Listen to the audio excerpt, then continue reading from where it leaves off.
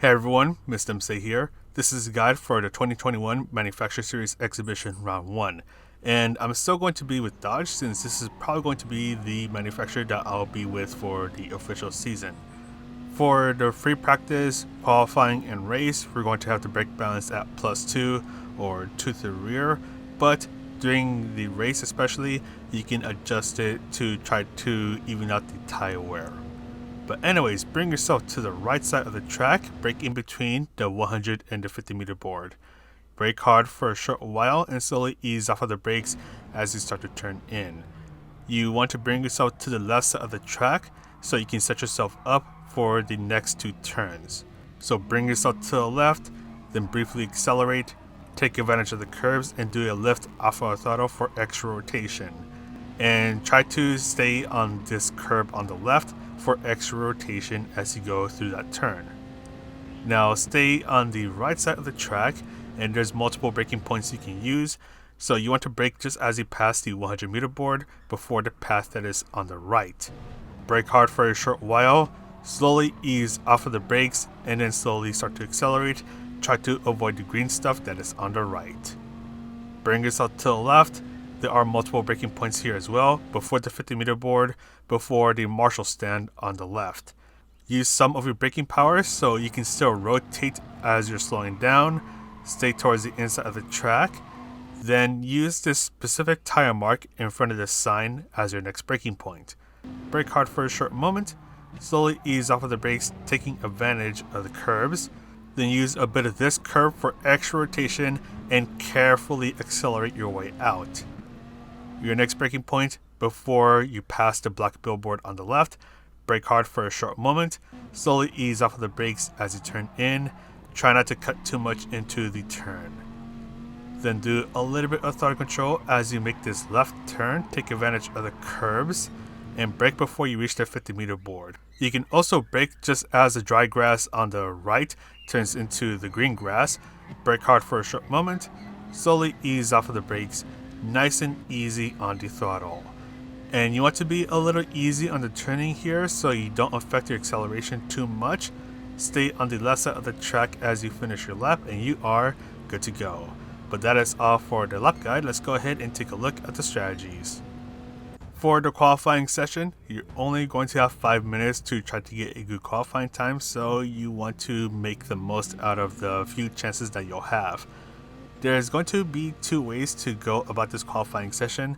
The first one is to do one long qualifying stint, and the other one, which is a bit risky, is to do the jump out and jump back in strategy. For the latter method, you basically need to hope that you come out of the pit stops first, and you just need to be really fast on your outlap, which is not going to really help in your tire situation. The tire wear is at times 10, so the tire wear is pretty high, so you're going to see me just try to be a little careful on my racing soft tires. You want to try to preserve your tires so that when you do your first actual qualifying lap, your tires will be in the best shape possible. Slipstream will be pretty useful and it'll come in handy as you go down the main straight and then the straight that follows after the first couple of turns. So you see the car behind me, he's trying to take advantage of my slipstream, or he wants to take advantage of my slipstream, but I'm going to end up kind of tricking him and end up leaving him behind. But anyways, so if you can, try to get behind someone within the 3/4 of a second range so you can take advantage of the slipstream. It'll come in really handy as you once again go down this long main straight and then the shorter straight that follows after the first few turns. It'll help you shave off a couple tenths of your second because your car is accelerating faster, therefore reaching higher top speeds. But you want to make sure that you do slow down a little earlier because once again, you're going at a faster rate of speed, so you need a longer braking distance. And if you go for the long qualifying stint, you'll have 2 to 3 chances to try to get the best qualifying time possible. It mostly depends on when you come out of the pit stops and how long you take on your outlap. And if you're able to be extremely lucky, it is possible to do the jump out and jump back in strategy. So this is after you do your first qualifying lap, you press the options button, exit, And for the lobbies, you press enter course, or during the actual race itself, that button will be replaced with qualifying, so you press that instead. This will put you back at the pit box with a new set of racing soft tires, so you don't have to go through the even longer pit stop animations. You just spawn back with a new set of racing soft tires, and off you go. You go through the pit out sequence, and then you just want to try to be really fast. Just try to get a fast outlap, because you want to make sure that your outlap is faster than the time remaining. So for example, in my case, my outlap is usually around 140 to 141. So for the time remaining, I need to make sure that I have more than 1 minute and 41 seconds remaining, because if I reach the start finish line and there's either 0 seconds remaining or the second countdown starts, then I'm not able to get the second qualifying lap done. And in this case, I started the next qualifying lap with 9 seconds remaining before the second countdown started, so I got pretty lucky in this scenario. Once again, you pretty much need to be in front of the pit lane, and you pretty much need to come out first. So this one is a bit more luck based, so if you're really lucky, you can do this, but if not, then just do the longer qualifying stint. Before I go to the race strategies, it is possible to change the tires that you want to start with. So for example, in the lobbies, the car settings will be locked, but the driving options will still be changeable. So you can go there to the driving options and change your tires. So for example, you see me changing on over to the racing medium tires in the lobbies. So for this lobby race that I'm doing, I'll be starting on the racing medium tires. After the qualifying session ends, you can also go to car settings or driving options to change the tires that you want to start with. So for example, this was from the FIA race the other day, and I'm going to change the tires that I'll be starting with. However, make sure you change the front tires first and then the rear tires, because if you do it the other way around, the game is not going to let you do that. So change the front tires first and then change the rear tires second. And in the FIA race, you can go to car settings as well. Once again, change the front tires first and then change the rear tires second. And I say this because this race is going to be a really weird one, where you're really going to want to think about what kind of tires you want to start on. So let's go ahead and go on over to the general race details. So we're doing 20 laps at Interlagos with Group 3 cars. We have the racing soft, medium, and hard tires available for us to use, and all 3 tires are required to be used, so make sure you use all 3 tire compounds so you do not get a 1 minute penalty after the race ends. So you want to do a 2-stop and do not go for a 3-stop, because with the longer pit losses, that's going to make the 3-stop not viable at all. So go for a 2-stop. The fuel is a ×4, so fuel will be an issue, which means that if your car can do any sort of fuel saving, mostly by short shifting, then you're going to want to do that. Ideally, you want to make the fuel last 13 to 15 or even more laps. The tire wear is a ×10, so the tire wear is also a pretty big issue. The tire wear will come down to how good you are with your tire management, and that's going to tie in with the fuel savings. So ideally, you want to be doing a lot of fuel saving and be driving as gently as possible. You also want to be a little easier on your brakes, because that will also help with the tire saving. To give an idea of how long you want to make your tires last, you want to make your racing soft tires last 7 laps. You want to make your racing medium tires last 7 laps. You can go 8 laps, but at that point you're really pushing it. And for the racing hard tires, you want to use them for as little time as possible. So ideally, in a perfect situation, you want to use them for 5 to 6 laps. And this is where things start to get a little complicated. So unlike other races, the pit strategies were rather straightforward. A lot of the races, the strategies depended on where you're starting, and that was kind of it. But for this one, it's also going to depend somewhat on where you're starting. but it's also going to depend on how long you can make your tires last and how long you can make your fuel last. And because of that, fuel and tire saving is going to be important, as that will allow you to get access to more potential strategies. However, there are some cars that cannot fuel save, F-Type. So if you're in a car like the F-Type, or in a car that just cannot fuel save, or you just cannot fuel save, then you're forced to go all out and you're going to be forced to use some rather awkward strategies. So I made two charts. One of them is for those who could only make 12 laps on fuel. I also have another chart where you can make 13 or even 14 laps of fuel. So there's another chart for that, which you'll see right about now. And yeah, so this is a weird race because the strategies that you want to go with will depend on how long you can make your fuel last. So if you can fuel save, definitely take advantage of it. So when it comes to this race, I was doing a lot of fuel saving because I wanted to make the fuel last 15 laps. And I was doing all the fuel saving simply by short shifting. On the higher speed sections, I do rev it out a bit more, but on the twistier bits, I do shift a bit earlier. And I'm keeping an eye on the fuel remaining on the bottom right hand corner of the screen just to make sure that I can make those 15 laps.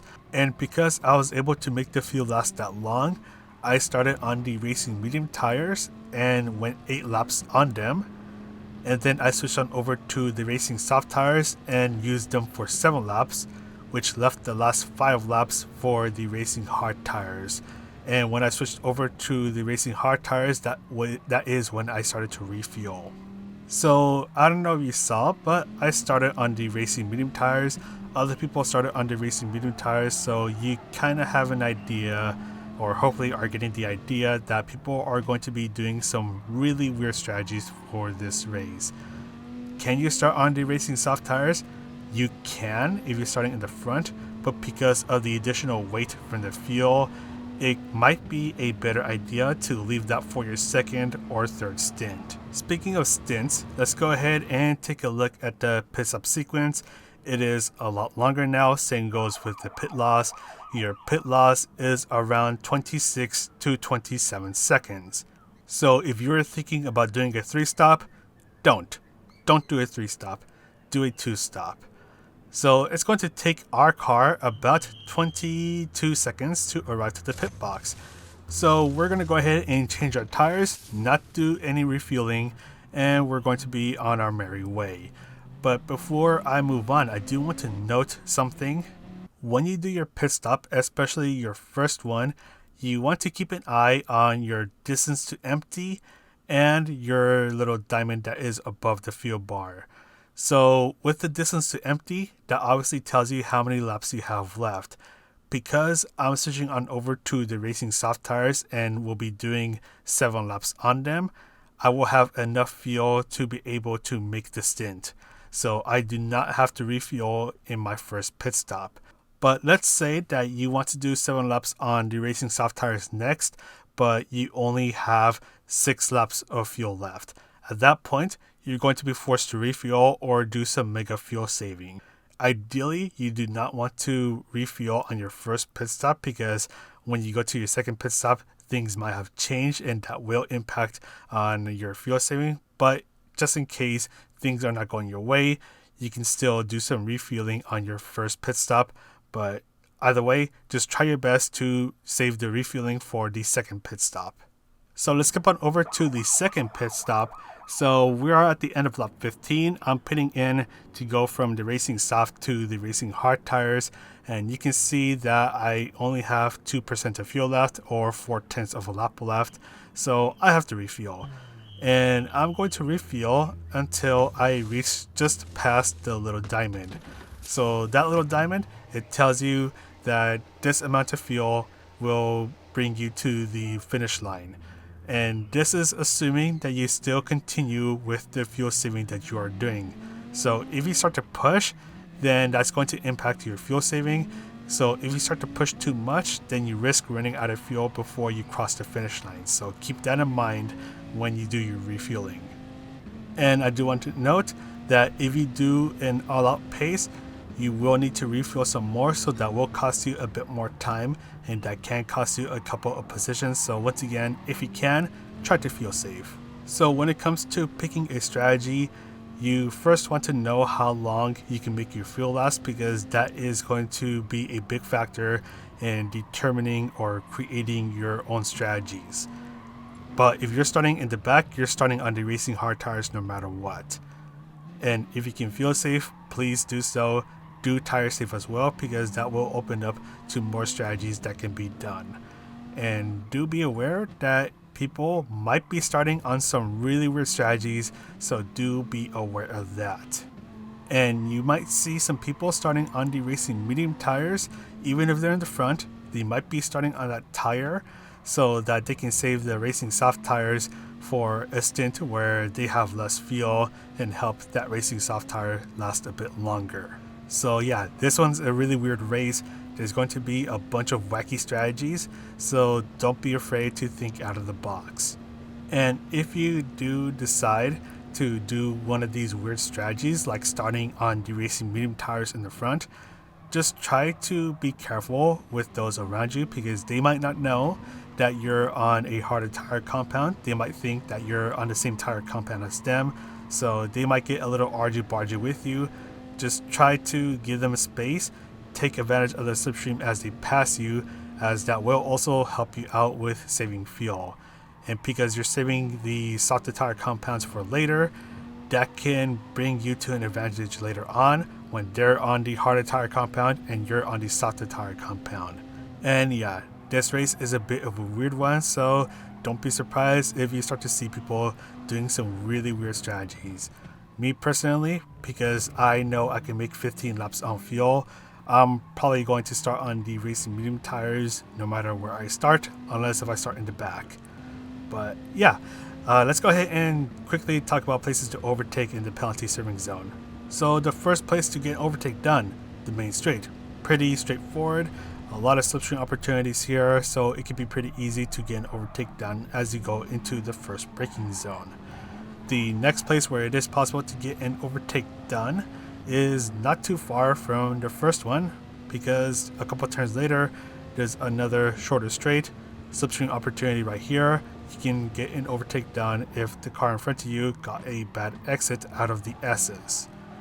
Then from here on out, it's going to be a lot more situational. This place, I wouldn't suggest getting overtake done unless they got a really bad exit, but do be careful, because in this part right here, this part is pretty open to have some dive bombs happen, so do be aware of that. This next hairpin that is coming up right here is another place where a lot of dive bombs can happen, so do be aware of that as well.